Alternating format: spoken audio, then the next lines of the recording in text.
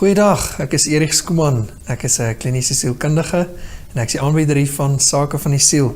Ek verwelkom jou hier by die program. Dis heerlik om in jou huis te wees en ek is bly dat jy saam met my kyk. Ek gaan verder vandag in 'n reeks wat ek gesels oor ontwikkel jou vaardighede. En ons kyk nou na 'n eerste belangrike vaardigheid en dit is selfgeldendheid. Ek is besig om 'n bietjie te gesels oor selfgeldendheid en ek het nou al baie gesien hoe mense hulle self eintlik tweede plaas ten koste van hulle self, maar dit is nie net 'n eenmalige gebeurtenis nie, dit gebeur gereeld en dit word 'n patroon. En dan bou hulle frustrasie op en hulle voel later mishandel en misbruik deur mense rondom hulle. En hulle weet nie altyd hoe om nee te sê of hoe om ja te sê, wanneer nie. En dan later voel hulle uit beheer van hulle lewe en word hulle oorspoel deur die eise van die wêreld om hulle en hulle bou 'n stuk wrok op teen die wêreld. Ek het hierdie al heel wat in die kerk ook gesien, want daar is maar baie behoeftes wat mos maar gewoonlik by 'n kerk gebeur, en hulle sal vir jou vra om te kom help hier, kom help daar, en dan sê jy maar ja, en jy gaan maar soen toe, maar later voel jy gefrustreerd, en op die ou einde bly jy net weg, of jy gaan nie meer na die gemeente toe nie, of wat, en so val jy uit, en op die ou einde is dit ook nie eintlik maar wat die Here wil hê nie, hy wil jou nog steeds by 'n familie, maar jy voel ingedoen en te nagekom. En eintlik het jy nodig gehad om dalk ook te leer hoe om vir jouself op te staan, op so 'n manier, dat het ook die ander mense respekteer. So daarna gaan ons kyk vandag. Ons het geëindig laas waar ek met tipes selfgelding na gekyk het, en ons gaan vandag 'n bietjie verder neem. Wat ek eerstens ook wil sê is, ons voorbeeld is natuurlik Jesus Christus, en ons kyk na hom, en hoe hy vir homself opgestaan het. Maar daar's ander mense ook, jy sal sien, Paulus het dit ook gedoen. Ons kyk net gou na 'n voorbeeld van wat Jesus gedoen het. Hy was selfgeldend in die opsig dat hy het gekies wanneer hy homself neerlê. Daar's in die skrif waar hy sê dat ek lê my lewe neer. Dit word nie van my af weggevat nie. Ek lê dit neer. So hy het dit gekies om dit te doen. Dit was sy wilsbesluit ook. Hy het gekies om homself onderdanig te maak aan sy Vader se wil. Dis 'n stuk verantwoordelikheid wat hy neem, maar is ook beheer wat hy neem. Waar hy sê, dit word nie van my op my geforseer of afgedwing nie. Ek kies om dit te doen. Dit is ook vrymoedig en blymoedig in hoe hy dit doen, maar daar's 'n stuk beheer, 'n stuk selfgeldendheid. Hy laat homself geld. Paulus het ook, waar hy homself verdedig het in Jerusalem, toe hom gevange wou neem, het hy gestaan op sy Romeinse burgerskap. En hy het vir hulle daar in Handelinge 22 vers 25 aangespreek en gesê, kan julle dit met 'n Romeinse burger doen? Dit beteken hy het nie net toegelaat dat hulle hom elke keer mishandel nie. Partykeer het hy onderskeid gehad tussen wanneer moet hy sekere van die koninkrykshoue eintlik maar vat, en partykeer het hy opgestaan. Hy het ook op 'n call vir teen Markus opgestaan, waar hy op 'n sendingreis hulle in die steek gelaat het. So daar's partykeer wanneer jy moet opstaan vir jouself. Petrus het ook 'n duidelike voorbeeld daarvan gewees in die boek van Handelinge, waar hy opgestaan het en sekere mense aangespreek het. So ons sien dat daar's heelwat Bybelse voorbeelde hiervan. En ons moet leer hoe om dit te doen, sonder om dit op aggressiewe of op 'n mop die vloer met my manier te doen. Nou goed, kom ons kyk 'n bietjie verder vandag na nog tipes selfgeldenheid. Laasweek het ek gepraat oor die eerste tipe is om te weier. Die tweede tipe is om erkenning te kan gee. Om byvoorbeeld 'n kompliment te kan gee of ontvang, is 'n vorm van selfgeldendheid.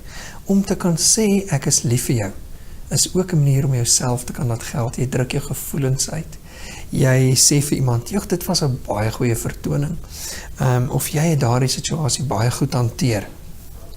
Jesus bevestig byvoorbeeld vir Petrus, en hy seën hom, of hom sê, geseënd is jy, Simon Bar-Jona, snaakse naam, maar goed, maar hy sê dit vir hom, hy seën hom, hy druk sy gevoelens uit. Jesus het heel wat gesê waar hy lief is vir ons, in Johannes, die boek van Johannes sien ons dit, en God het ook vir homself laat geld, hy gesê het, hier is my geliefde seun, in wie ek welbehaag, hy spreek sy gevoelens uit. Dit is ook 'n manier waar jy komplimente ontvang. Toe Jesus vir Petrus gevra en vir die disippels, wie sê julle is ek? Toe sê Petrus, U is die Christus, die seun van die lewende God, en Jesus het gesê, geseënd is jy, nou druk hy homself uit, maar hy het ook die kompliment, wat eintlik 'n kompliment is, die waarheid, aanvaar, en hy het daarby gestaan. Hy het geweet wie hy is, en hy het nie verskoning daarvoor gemaak nie.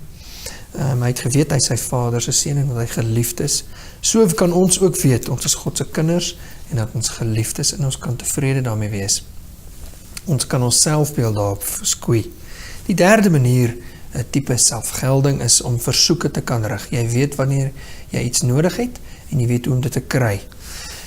Nou, 'n versoek kan gerig word op 'n manipulerende manier, waar jy mense eintlik maar laat skuldig voel, sodat hulle dinge vir jou kan laat doen, en jy bewerk hulle eintlik, noem ons dit emosionele bewerking, jy laat emosies by hulle opkom, so skuldgevoel of jammer kry, sodat hulle goed vir jou kan doen. Nou, dis nie waarvan ek praat nie, daai is manipulasie en dis eintlik aggressie. Ons praat hier van versoeke rig op 'n manier waar jy ander se grense ook respekteer en ander se regte ook respekteer. Jy sal bloot vra wat jy nodig het en vra indien iemand dit vir iemand moontlik is om dit te kan doen, dan doen jy dit. Jy sê wat jy sal verkies gedoen moet word, en wanneer iemand anders nee sê, dan aanvaar jy dit ook en jy hoor of daar 'n alternatiewe tyd is of alternatief is vir wanneer hulle dit kan doen. So jy dwing nie jouself ook op ander mense af nie. Jesus het verskeie kere versoeke gerig aan en hy het ook opdragte gegee as die leier van sy disippels. Maar hy het gesê, gaan haal vir my daai donkie, gaan doen dit.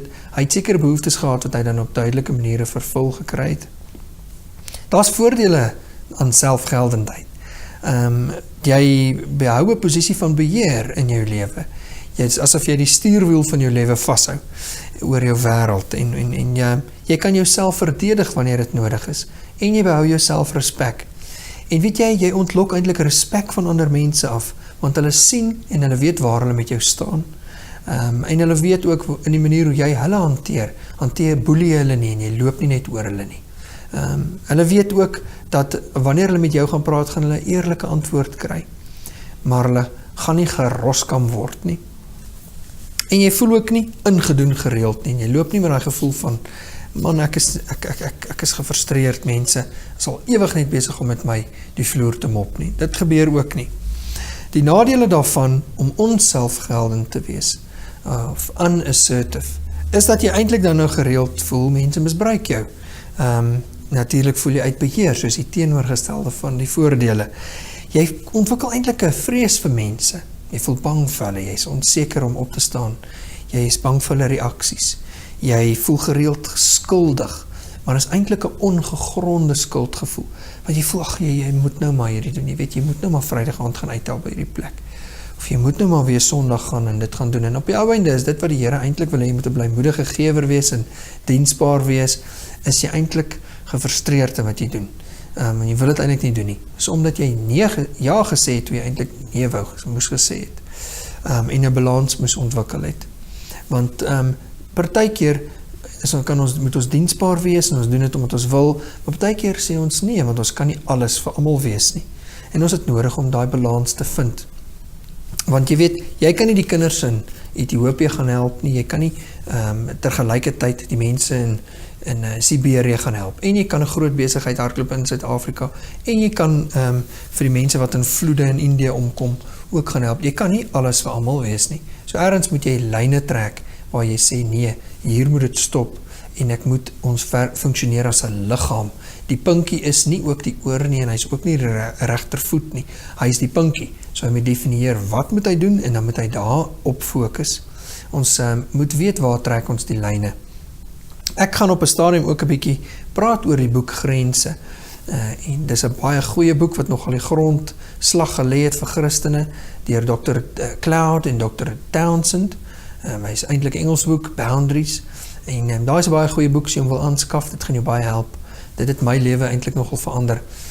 En dit gee vir ons 'n goeie idee van hoe om regtig beheer te neem van ons lewe as kinders van die Here en om 'n Bybelse begrip te kry van grense. Want God het baie duidelik gedefinieerde grense. Jy weet waar jy met God staan.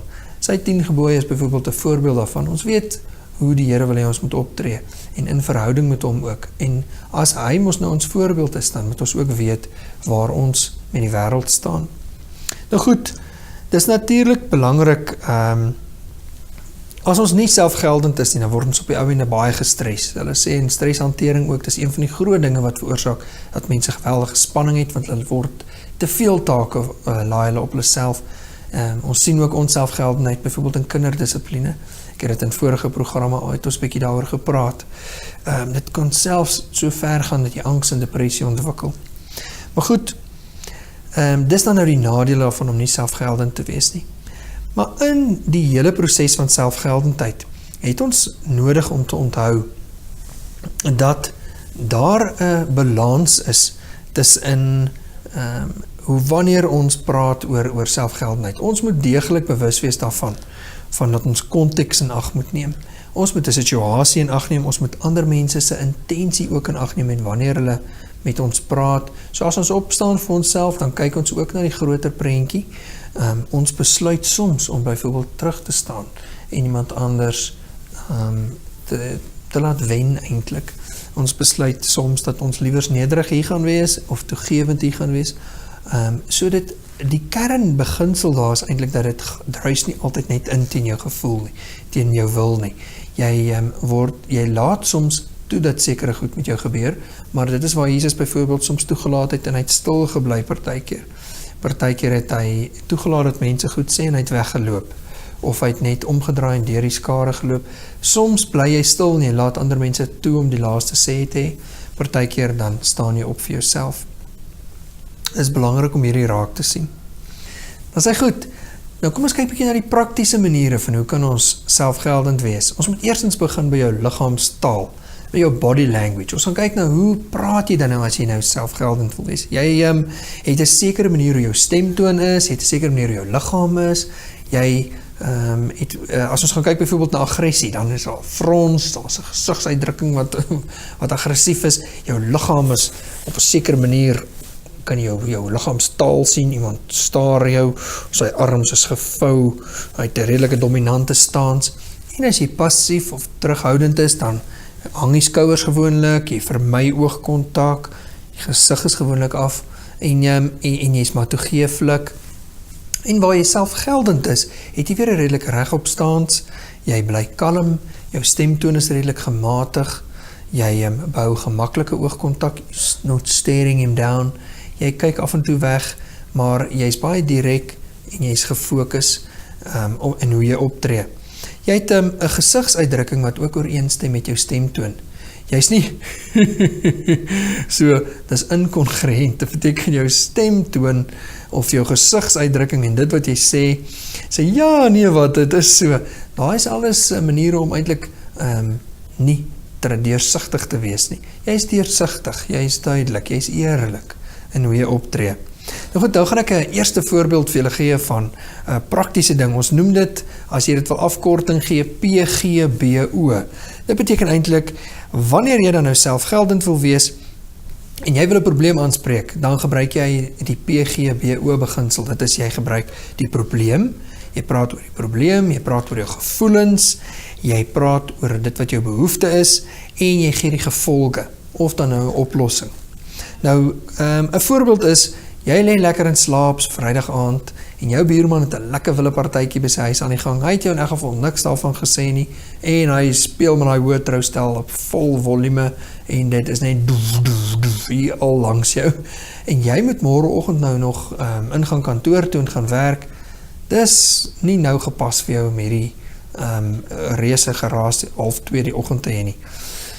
Dan beweeg jy nou om toe, nou moet jy hom gaan aanspreek, nee, jy moet dit nou gaan aanspreek, nou 'n paar keer probeer bel, hy luister nie, hy tel nie op nie, want hy hoor nie die foon nie, nou stap jy oor. Goed, jy klop nou in die deur, hoe gaan jy dit nou hanteer? Ek kan al sien, Tywins sal eintlik nie die deur aanklop nie, sal ek die deur afskop, maar goed, daar is 'n ander manier om dit te hanteer. Jy spreek eerstens die probleem aan. Kom ons gee 'n voorbeeld, jy sal daar sê, jy sal duidelik sê wat die probleem is. Die tweedens is, jy noem jou gevoelens oor wat die probleem is. Derdens is, jy sê wat is dit wat jy nodig het. En vierdens sê jy dan wat die gevolge gaan wees, of jy bied 'n alternatiewe oplossing aan. Kom ons gee 'n voorbeeld, hoe gaan hy? Jy sê, goeienaand, ek wil graag met jou praat oor hierdie harde musiek van jou, man. Weet jy, ek weet dat jy die musiek baie geniet, maar dit frustreer my. Jy weet, want ek moet môreoggend moet ek gaan werk en ek moet vroeg opstaan en ek het 'n baie goeie nag rus nodig as ek regtig môre wil gaan fokus by die werk. Maar weet jy, hierdie harde musiek van jou hou my wakker. Ek wil by jou weet, ek sal het waardeer as jy die musiek kan sagter stel, sodat ek het nie kan hoor nie.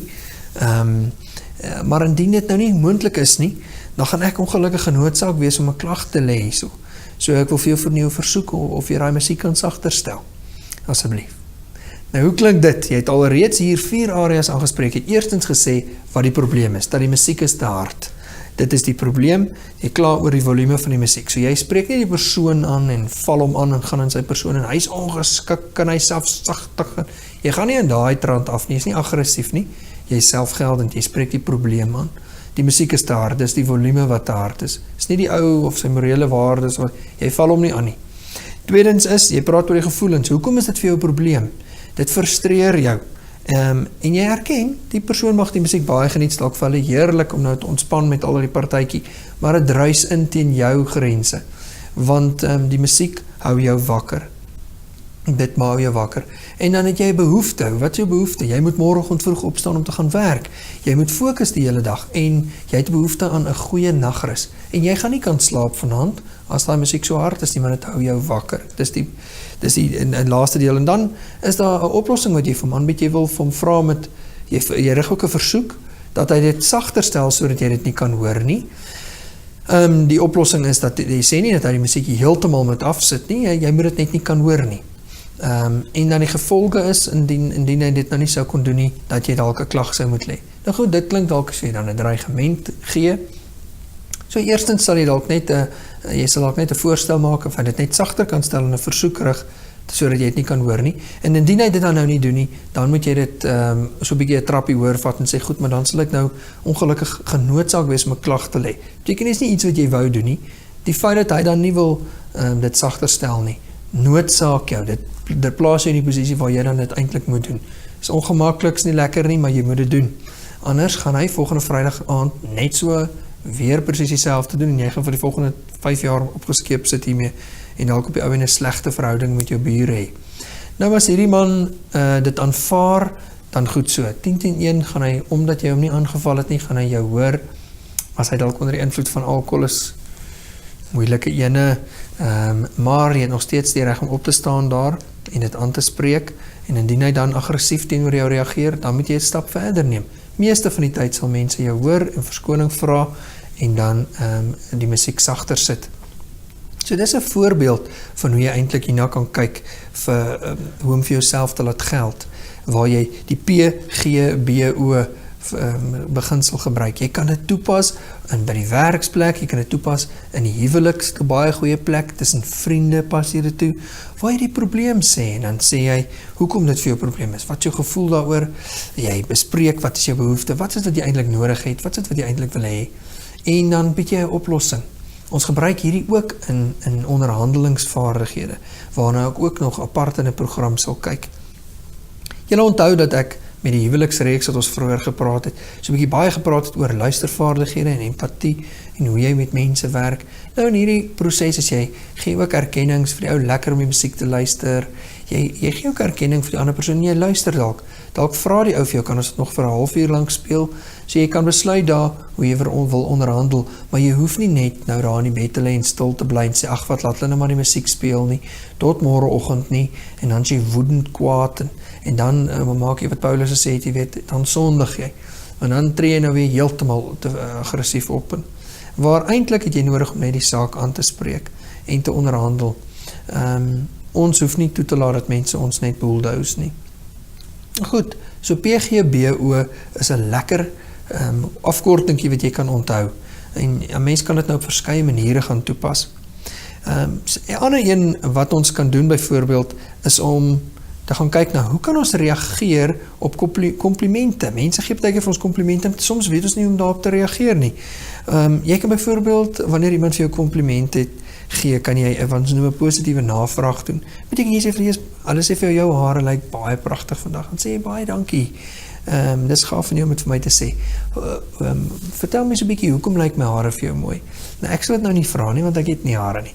Maar wat ek nou sal doen is iets wat jy kan uitbrei. Nou kan mense eintlik dalk nog die komplimente bietjie verder vat, of jou aanbieding was vir my baie goed geweest, dan sê jy baie dankie. Watter deel van my aanbieding het jy die meeste geniet? Of byvoorbeeld, jy sal 'n kompliment neem, maar dalk gee hulle vir jou 'n kompliment En jy stem dalk net met 'n gedeelte van dit saam, maar jy soek altyd 'n gedeelte van die kompliment waarmee jy saamstem, en dan reageer jy daarop. Dit is om die ander persoon ook erkenning te gee vir dit wat hy doen. Nou, om komplimente, want ek het al vir mense komplimente gegee en dan het hulle skaars daarop gereageer, of hulle die kompliment afgeskiet. Ek sê, ag nee, wat jy weet, ek het maar vandag maar, is maar nog 'n ouwe dag, jy weet, dat ek maar hierdie hare van my reg gekry het, kan nie glo nie. Weet jy, jy's 'n kind van die Here en jy mag ook komplimente aanvaar. Dis ook hoe jou selfbeeld gebou en gevestig word. Ons het nodig om ook erkenning van mense rondom ons te kan neem. Nou julle, ek praat vinnig en daar's baie inligting wat na julle kant toe kom, so ek hoop julle kan dit absorbeer. Die tyd haal ons so vinnig in, en vandag was nou weer een van daai gevalle. Dit was lekker om saam met jou te kuier. Ons gaan weer 'n bietjie verder kyk volgende keer na nog praktiese maniere van hoe jy jouself kan laat geld. Veral bietjie hoe om nee te sê, want daai is 'n moeilike enetjie. En 'n paar van daai dinge, hoe hanteer jy dit wanneer mense jou eintlik so 'n bietjie inboelie in 'n ding of indruk in 'n ding. Julle is welkom om my webwerf te besoek, www.erichskuman.co.za, en daar's 'n verskeidenheid dinge wat julle ook nogal interessant sal vind. Ek groet jou, die Here seën jou in die komende week. Alles van die beste. Totsiens.